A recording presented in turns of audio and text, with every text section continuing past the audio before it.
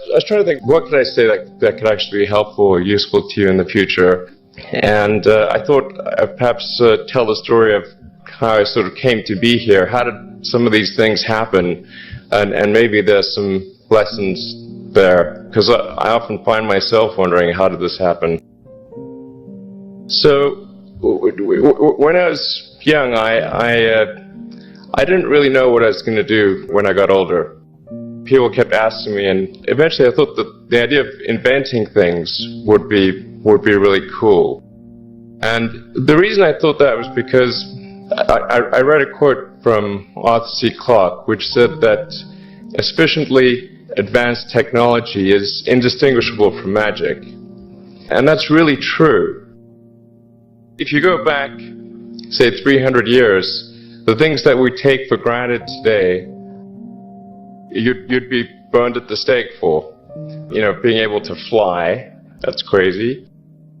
Being able to see over long distances, being able to communicate, having effectively, with the internet, a group mind of sorts, and having access to all the world's information instantly from almost anywhere on the earth. This is stuff that really would be magic, or would be considered magic in times past. In fact, I think it actually goes beyond that, because there are many things that we take for granted today that weren't even imagined in times past. They weren't even in the realm of magic. So it actually goes beyond that. So I thought, well, you know, if I can do some of those things, basically if I can advance technology, then that's like magic, and that would be really cool. And I also had sort of a slight existential crisis, because I was trying to figure out what does it all mean? Like, what's the purpose of things? And I came to the conclusion that if we can advance the knowledge of the world, if we can do things that expand the scope and scale of consciousness, then we're better able to ask the right questions and become more enlightened. And that's really the only way forward.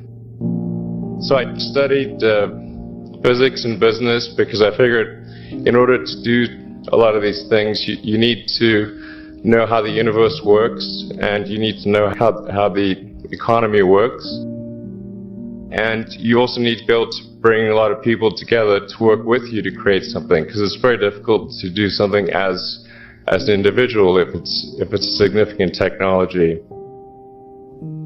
So I originally came out to California to try to figure out how to improve the energy density of electric vehicles, basically to try to figure out if there was an advanced capacitor that could serve as an alternative to batteries. That was in '95, and that's also when the internet started to happen. And I thought, well, I can either pursue this technology where success may not be one of the possible outcomes, which is always tricky, or participate in the internet and be part of it. So I decided to drop out. Did some internet stuff.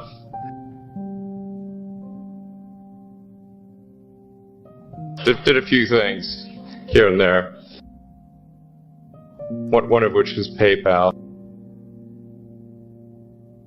And I think maybe it's helpful to say one of the things that was important then in the creation of PayPal was kind of how it started, because the initial thought was with PayPal was to create an agglomeration of financial services, so to have one place where all your financial services needs would be seamlessly integrated and work smoothly. And then we had like a little feature which was to do email payments. And whenever we'd show the system off to someone, we'd show the hard part, which was the agglomeration of financial services, which was quite difficult to put together. Nobody was interested. Then we'd show people email payments, which was actually quite easy, and everybody was interested. So this is, I think it's important to take feedback from your environment. You know, you want to be as closed loop as possible. So we focused on email payments and really try to make that work. and that's what really got things to take off. But if we hadn't responded to what people said, then we probably would not have been successful. So it's important to look for things like that and focus on them when you see them, and correct your prior assumptions. And then going from PayPal, I thought, well, what are some of the other problems that are likely to most affect the future of humanity?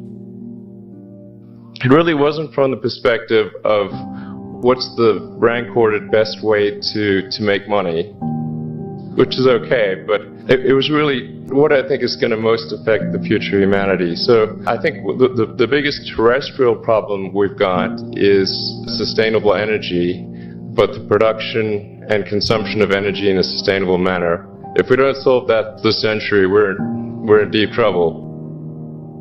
And then the other one being the extension of life beyond Earth to make life multiplanetary. So the latter is the basis for SpaceX, and the former is the basis for Tesla and Solar City. And when I started SpaceX, initially I thought that, well, there's no way one could possibly start a rocket company. I wasn't that crazy. I thought, well, what is a way to increase NASA's budget? That was actually my initial goal. So I thought, well, if we can do a low-cost mission to Mars, something called Mars Oasis, which would land seeds in dehydrated nutrient gel, and you hydrate them upon landing, and then you'd have this great sort of money shot of green plants on a red background. The public tends to respond to precedents and superlatives, and this would be the first life on Mars, the furthest that life's ever traveled, as far as we know. And I thought, well, that would get people really excited, and therefore increase NASA's budget. So obviously, the financial outcome from such a mission would probably be zero. So anything better than that was on the upside.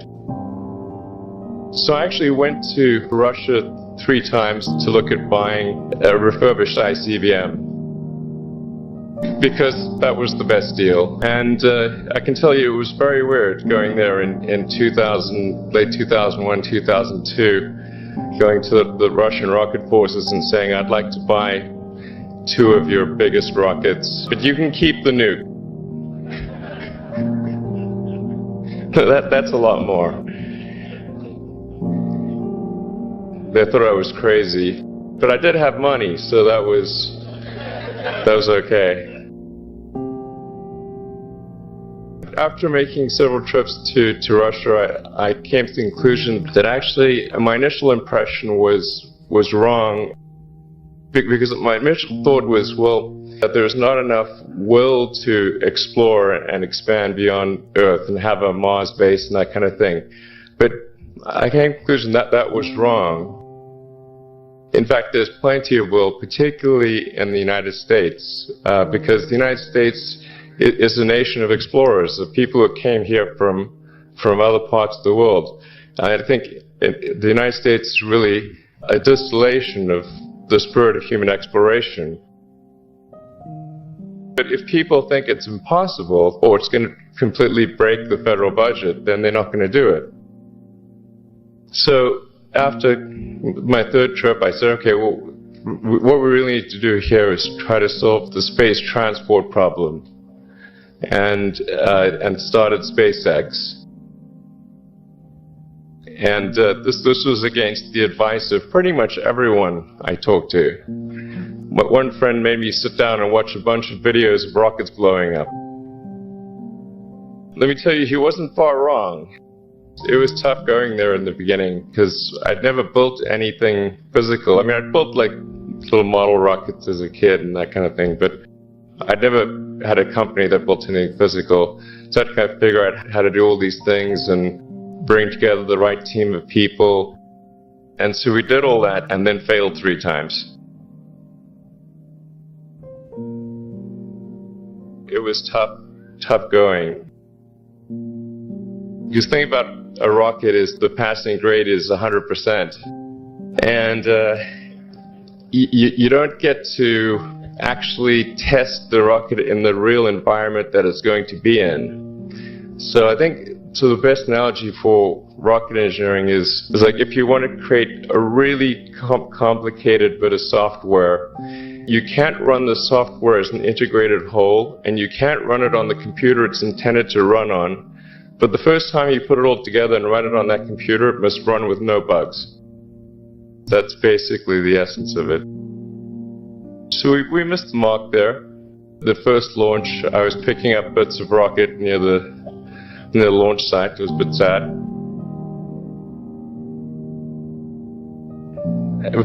But we learned with each successive flight, and were able to eventually, with the fourth flight in 2008, reach orbit.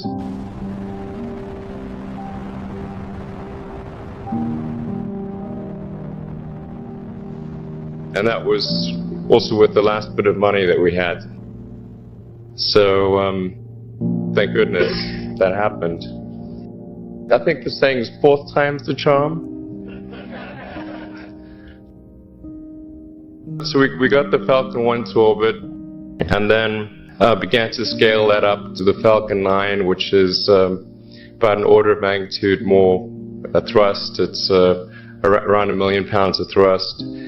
And we managed to get that to orbit, and then developed Dragon spacecraft, which recently was able to dock and return to Earth from the space station. That was a white-knuckled event. It's a huge relief. Still can't quite believe it actually happened. But there's a lot more that must happen beyond this in order for humanity to become a spacefaring civilization, ultimately a multi-planet species. And that's something I think it's vitally important, and I hope that some of you will participate in that, either at SpaceX or at other companies, because it's just really one of the most important things for the preservation and extension of consciousness. I mean, it's worth noting, as I'm sure people are aware, that the Earth has been around for 4 billion years, and civilization, at least in terms of having writing, has been around for 10,000 years, and that's being generous. So it's really somewhat of a tenuous existence that civilization and consciousness as we know it has been on Earth. And I think I'm actually fairly optimistic about the future of Earth. I don't want to people to have the wrong impression that I think we're all about to die. I think things will most likely be okay for a long time on Earth. But not for sure, but most likely. But even if it's 99% likely, a 1% chance, it's still worth spending a fair bit of effort to ensure that we have backed up the biosphere, planetary redundancy, if you will. So I think it's really quite important. And in order to do that, there's a breakthrough that needs to occur, which is to create a rapidly and completely reusable transport system to Mars, which is one of those things that's right on the borderline of impossible. That's the thing that we're going to try to achieve there with SpaceX.